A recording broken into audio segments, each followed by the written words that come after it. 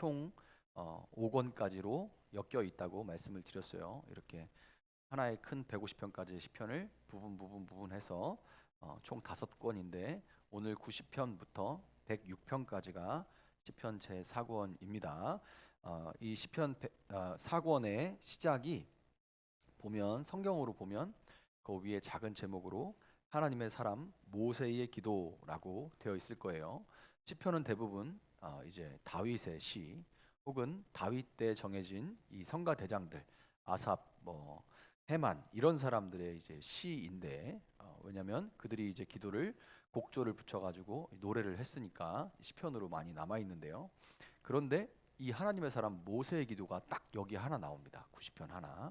아마 모세가 기록을 했다기보다는 모세가 그렇게 기도하고 노래하는 것을 기록해 놨다가 또 구전으로 오던 것이 이제 누군가에 의해서 이제 이렇게 적히게 됐겠죠. 왜냐하면 다윗하고 모세도 그 사이에 연수가 꽤 많이 차이가 나거든요.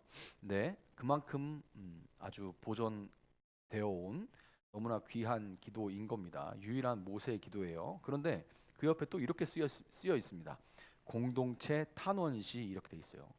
공동체 탄원이라는 것은 함께 우리로 얘기하면 이제 교회가 함께 하나님 앞에 탄식하면서 하나님 앞에 기도하는 그런 시다라는 거예요. 그러면 모세는 딱 하나밖에 없는 모세의 시인데 모세는 왜 이스라엘 그 공동체 많은 이스라엘 사람들이 광야에 함께 있었잖아요. 그 이스라엘 공동체와 함께 탄원했을까? 왜 모세는 공동체 탄원시 이스라엘 백성들과 함께 탄원했을까? 그것을 우리가 한번 살펴봤으면 좋겠습니다. 자, 1절 2절 보면 1절 2절에는 영원한 창조주 하나님에 대한 신뢰를 먼저 모세가 노래하고 있습니다. 영원한 창조주 하나님에 대한 신뢰. 모세가 이거를 이렇게 먼저 읊으면 아마 공동체도 함께 맞습니다. 아멘 이러면서 하나님은 영원하십니다. 이렇게 고백하면서 함께 찬양하고 기도했겠죠. 주님은 대대로 우리의 거처이셨습니다.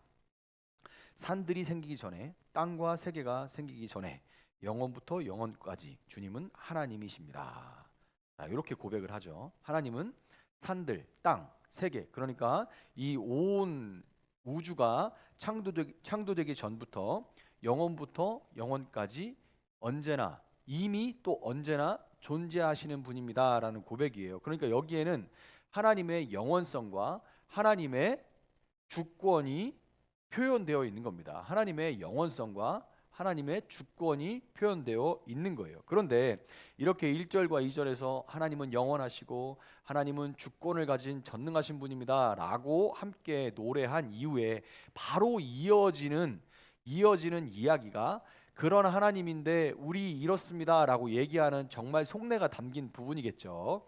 3절부터 10절에 영원한 창조주 하나님에 대한 신뢰를 고백한 바로 이어서 3절부터 10절에는 덧없는 인생에 대한 탄원이 나옵니다. 하나님은 영원하시고 하나님은 주권을 가지신 분이지만 그러나 하나님 우리는 덧없습니다. 덧없는 인생에 대한 탄원이 기록되어 있어요. 오늘 저도 지금 장례식에 또 참여를 해야 되는데 오늘 수요 기도 때문에 부득불 이제 내일 일찍 올라가기로 이렇게 얘기를 했습니다. 그러니까 사랑하는 분들이 다 우리는 떠나가게 되죠. 그러니까 이 덧없는 인생에 대해서 탄원을 하는 겁니다. 사람은 티끌로 돌아가요. 다 먼지로 돌아갑니다. 인생은 한순간의 꿈일 뿐 아침에 돋아난 한 포기 풀과 같이 사라져 갑니다. 풀은 마르고 꽃은 시들기 마련이죠. 그러니까 하나님의 영원성과 하나님의 주권과 대비되는 사람의 유한하고 제한적인 이런 모습을 바로 이어서 이제 모세와 그 공동체가 함께 고백을 하는 겁니다. 인간은 영원하신 하나님에 비하면 하루살이나 마찬가지죠. 너무나 덧없는 그런 존재입니다. 그런데 왜 지금 모세는 이런 생각을 하고 있을까요? 지금 모세가 왜 이런 생각을 하고 있을까를 우리가 한번 생각해 보면 40년 광야 생활을 쭉 해왔습니다. 40년 동안 광야 생활을 쭉 해왔고 가나안 초입부터 그러니까 이집트에서 나와서 가나안 초입까지 모세는 거기까지만 갈 수 있었죠. 가나안 초입까지 40여 년 동안 이렇게 오면서 그 자리까지 남아있던 출애굽 1세대는 모세하고 여호수아하고 또 한 명 또 있죠. 그 가나안에 들어간 거는 모세도 못 들어갔고 그 초입까지 갔던 1세대는 지금 모세하고 여호수아하고 갈렙 요렇게밖에 없어요. 나머지는 전부 다 죽었습니다. 1세대는 다 죽었어요. 그러면 40년 동안 얼마나 많은 사람들이 죽어간 걸까요? 그 중에 2세대도 좀 죽었겠죠. 뭐 아팠거나 이래서 죽었을 텐데 그러면 한번 생각해 보세요. 얼마나 많은 사람들이 광야에서 죽어갔을까요? 남녀노소 모세와 함께했던 모세를 할아버지처럼 여겼던 2세대도 있었을 것이고 모세의 친구들도 있었을 것이고 모세하고 동년배들 그래서 뭔가 리더로서 외롭지만 가끔은 이제 이야기도 나눌 수 있었던 그런 사람들도 있었을 겁니다. 또 신뢰했던 리더들도 있었을 것이고 여러 사람들이 있었을 거예요. 근데 남녀노소 함께했던 사람들의 이 최후를 보면서 자기 품에서 죽어가는 사람도 많이 있었을 겁니다. 그 최후를 보면서 매일 숫자적으로 따져 보면 성경을 문자 그대로 봐가지고 숫자를 정말로 이제 40년 해가지고 이제 장정만 60만 명이니까 한 200만 명 정도로 이렇게 봐가지고 40년을 이렇게 나누면 매일매일 100명이 넘게 죽어갑니다. 매일매일 100명이 넘게 죽어가는 거예요. 우리 어쩌다 장례 한번 나도 참 분주하고 마음이 참 그런데 매일매일 100명이 넘는 사람들 리더로서 그들을 직접 묻는 데에 이렇게 관여하는 아는 사람도 있을 것이고 그러지 않은 사람들도 있었겠지만 그 사람들을 광야에 이제 그 황량한 곳에 묻던 어느 날 밤에 모세는 참 회한과 깊은 탄식을 내뱉을 수밖에 없었습니다. 하나님, 우리는 너무나 하루살이 같이 덧없는 존재입니다. 이렇게.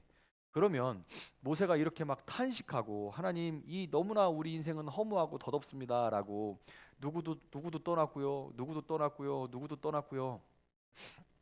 이게 우리 교회에서는 아마 제가 지금 수요기도회에서 이런 설교 하는데 주일날 이런 설교 하면 감흥이 없을 겁니다. 다들 아직 죽음은 나하고는 뭐. 근데 이게 기존 교회에 가가지고 이렇게 설교하면 권사님들은 다 울어요. 왜냐하면 이게 정말 그 이제 같이 막 그 집사 시절에 막 같이 식당을 뒤집어 놨던 그 열심히 일했던 분들 막 하나하나 막 이렇게 아프고 떠나시고 그러거든요. 그럼 이 모세도 그렇게 큰 교회 공동체를 섬겼던 리더잖아요. 그러면서 그 생각을 하면서 이 회한과 깊은 탄식이 찾아오는데 그런데 이제 모세가 7절 8절에서 이렇게 고백합니다. 그럼 도대체 왜 이럴까? 왜 이럴까? 7절 8절에 이렇게 되어 있습니다. 주님께서 노하시면 우리는 사라지고 주님께서 노하시면 우리는 소스라치게 놀랍니다.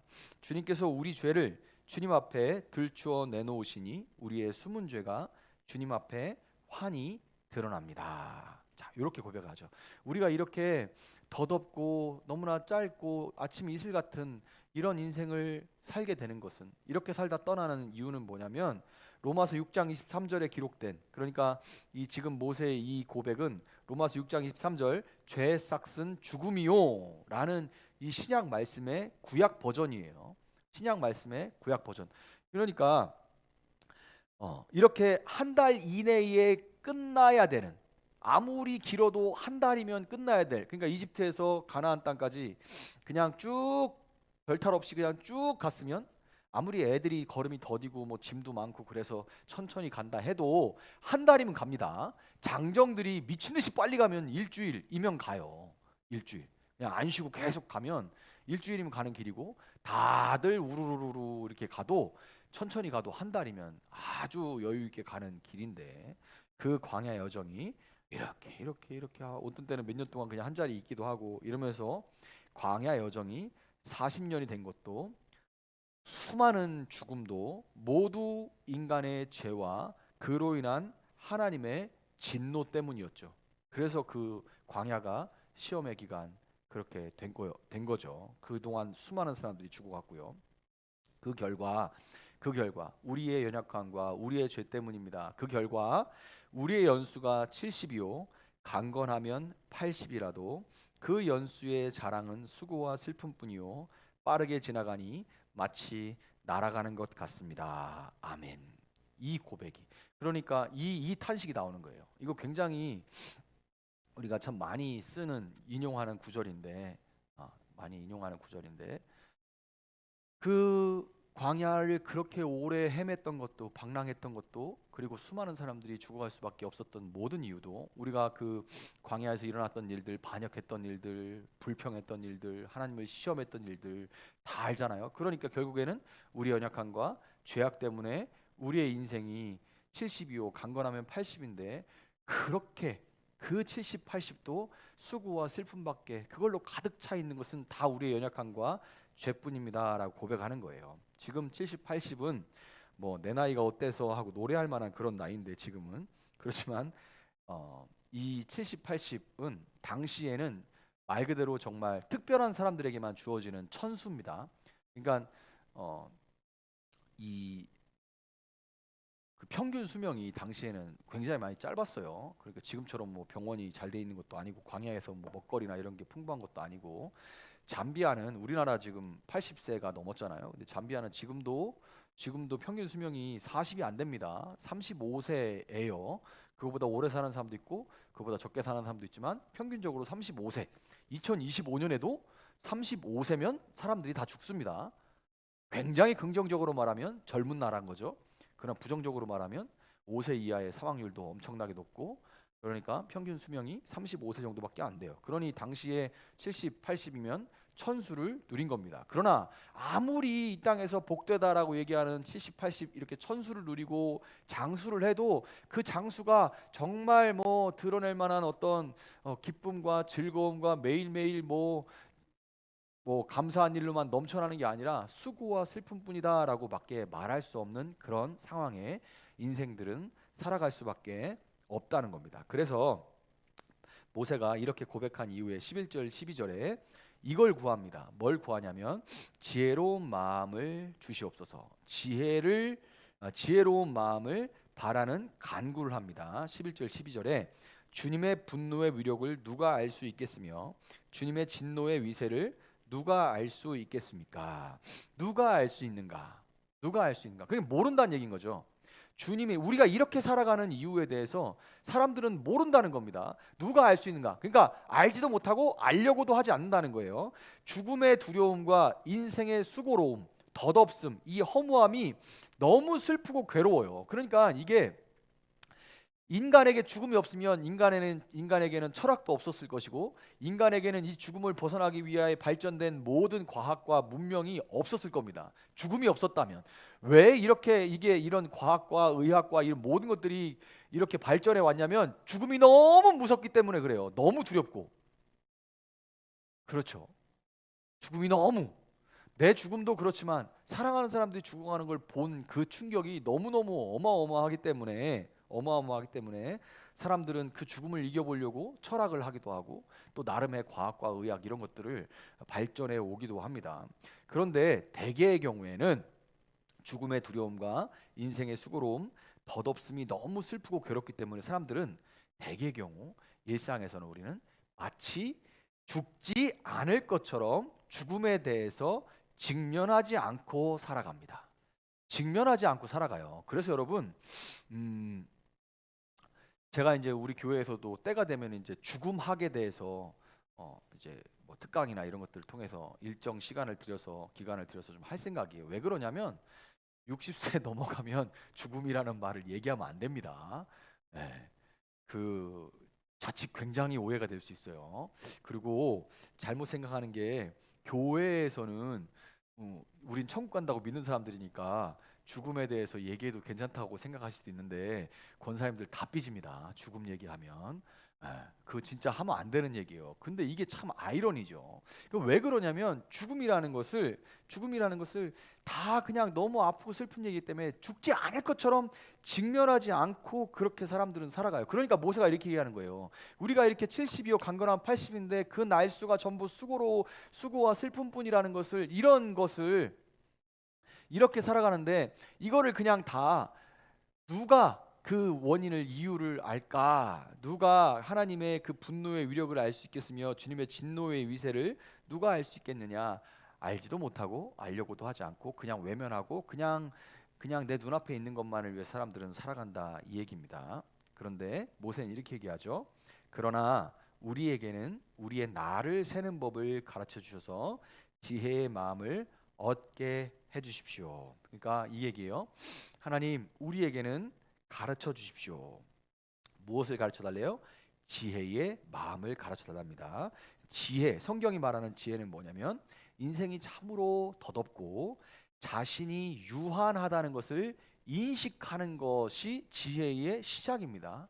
그러니까 사람의 인생은 너무나 덧없고 내 인생은 나의 모든 것들은 유한하다. 나를 둘러싼 이 모든 것들도 유한하다. 한계가 있다라는 것을 끝이 있다는 것을 아는 것이 지혜로운 마음이라는 거예요. 그러면서 이것을 우리에게 알려주시고 그러면서 모세가 13절에 이렇게 기도합니다. 주님 돌아와 주십시오. 언제까지입니까? 주님의 종들을 불쌍히 여겨 주십시오. 그러니 우리가 한계가 있음을 아는 것이 지혜라고 했어요. 지혜 있는 자는 우리가 이렇게 살아가는 것을 외면하지 않고 직면합니다.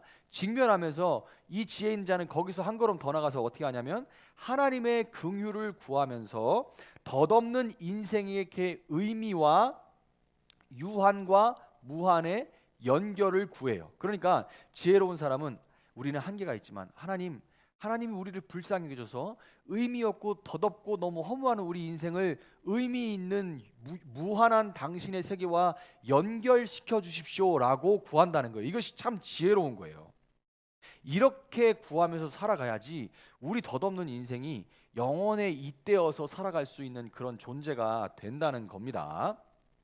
자, 13절부터 17절에 하나님의 은혜를 바라는 간구가 나오는데요. 14절에 보면 아침에는 주님의 사랑으로 우리를 채워주시고 평생토록 우리가 기뻐하고 즐거워하게 해주십시오. 이렇게 구하죠. 14절 아침에는 지혜로운 자가 구하는 기도예요. 아침에는 주님의 사랑으로 우리를 채워주시고 평생토록 우리가 기뻐하고 즐거워하게 해주십시오. 자, 모세가 밤에 우리가 생각이 많아지잖아요. 어느 날 밤 보통은 잘 잡니다. 근데 어느 날 밤 그날 또 어떤 사랑하는 사람을 묻었을지도 몰라요. 모세가 그날 밤에 이제 그 텐트를 치고 살잖아요. 광야에서 그 밤에 그 텐트에서 누웠는데 잠이 오지 않아. 밤에 이런저런 상념에 잠기고 하나님께 이렇게 구하는 모세입니다.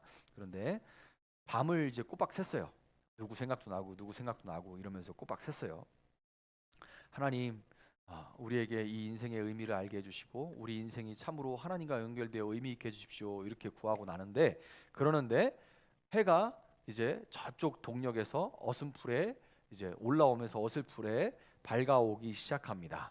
아침에 떠오르는 해를 보면서 하나님의 모세는 응답으로 그것을 받게 돼요. 그래서 모세가 신명기 18장 15절 이제 가나안에 들어가지 못하고 그 앞에서 모세가 이스라엘 백성들하고 헤어질 때 모세가 절망하고 왜 나는 안 보내줘요? 왜 나는 못 들어가요? 이렇게 원망하고 불평하고 한 게 아니라 모세는 이것을 유언처럼 남기고서 이름도 없이 그냥 사라져 버리죠. 그 모세가 남긴 말이 뭐냐면 마지막으로 3번의 설교를 하고 이제 모세가 이제 떠나가는데 모세가 어디 묻혔는지도 모르죠.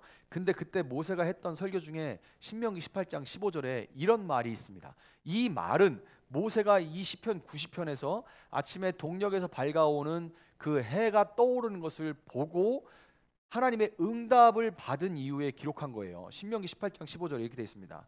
주 당신들의 하나님은 당신들의 동족 가운데서 나와 같은 예언자 한 사람을 일으켜 세워 주실 것이니 당신들은 그의 말을 들어야 합니다. 아멘.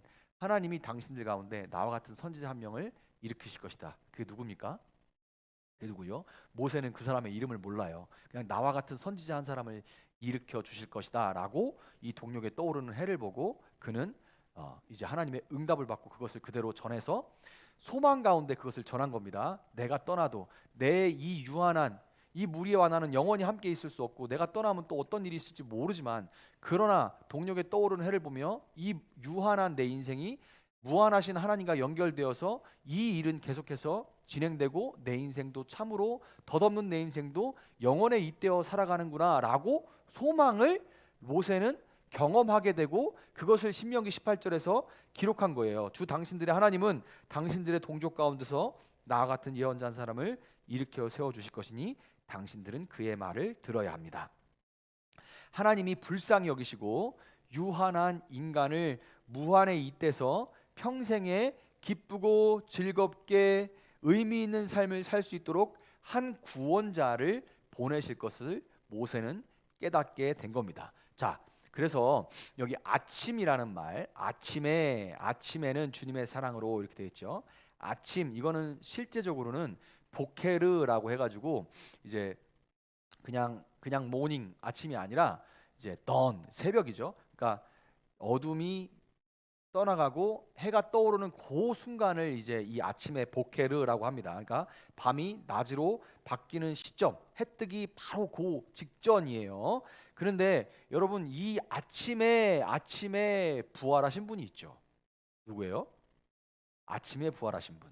모세 뒤에 너희들 가운데 또 세우실 한 나와 같은 선지자 한 분. 그리고 그분은 아침에 떠오르는 해처럼 부활하셨죠. 그분 누구예요? 그분 누구예요? 모르십니까? 그분은 우리가 믿는 분인데 부활하신 예수님이죠. 모세를 비롯한, 그러니까 여러분, 모세는 그때 예수님 이름도 몰랐어요. 그러나 모세를 비롯한 이스라엘은 오실 메시아를 믿음으로 그들은 구원받았고, 우리는 오신 메시아 예수 그리스도를 믿음으로 구원을 받게 된 거예요. 아멘입니까? 아멘입니까?